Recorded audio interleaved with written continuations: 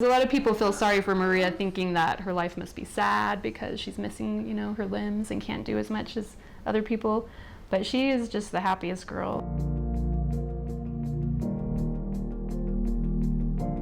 We had already adopted before from the Philippines, and we still felt like our family wasn't complete. This time, because some of the rules had changed and I had developed a thyroid problem, they disqualified us from adopting through what they consider the healthy track or regular program. So we considered adopting through the special needs program.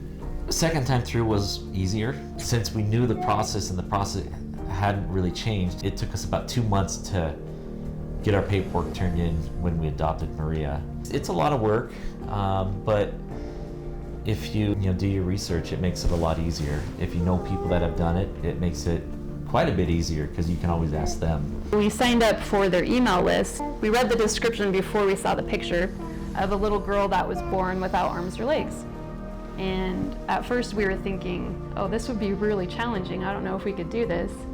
The next day we got the email that had all the pictures of the kids, and we saw her picture and we just all fell in love with her picture. She just had the most adorable smile. She was 9 months old when the paperwork was done, and by the time we picked her up she was 2. So we had no idea what to expect. We didn't know if she had any other health problems. We didn't know what she was currently doing, if she was able to sit up. And so when we got to the Philippines to pick her up, it was kind of a shock to see how far behind she was, because we figured at 2 years old she would be sitting up, holding her head up. I mean, at least holding her head up, and she was very much like an infant. She couldn't lift her head at all.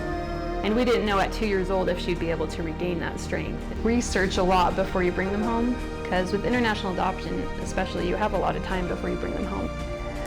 Find groups of parents who have kids with similar disabilities, and find organizations that can help you ahead of time.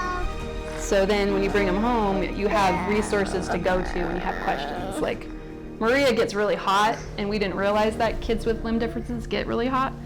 And so when we were in the Philippines, she was just burning up, and we thought she had a fever, and I had a group to go to online so I could ask them, is this normal for kids like this? And they said, oh yes, that's fine, don't worry about it. Just make sure she has plenty of water, and keep a fan on her and she'll be fine. And it's so nice because we can compare notes, and all of us are in this together, bringing up, raising these kids, and we can compare, what do you use for this, what do you do for that, and it's just wonderful. Be patient with yourself. You can do a lot more than you think you can. I didn't know how this was going to work out, but it's been one of the greatest things in our family. It's amazing how much she's learned how to do. For me, that was difficult, just all the unknowns. It took a lot of faith to just go forward with it, even not knowing everything. But everything has worked out beautifully, and she's doing amazing. She's caught up a lot in the 2 years that we've had her. She's 4.5. She loves playing on her tablet. Oh yeah, we had an orthodontist make her a special mouthpiece so we can attach different things to it so she can work a tablet, and she even figured out how to download her own apps. I don't know how, but she has 100 apps on there now. She can roll around to get around. She has an electric wheelchair, so that's opened up the world to her, so she can get around pretty much anywhere she wants to go. She can go down the stairs, which that shocked us because I didn't think that was possible, at least at this point, because she's not quite sitting up yet.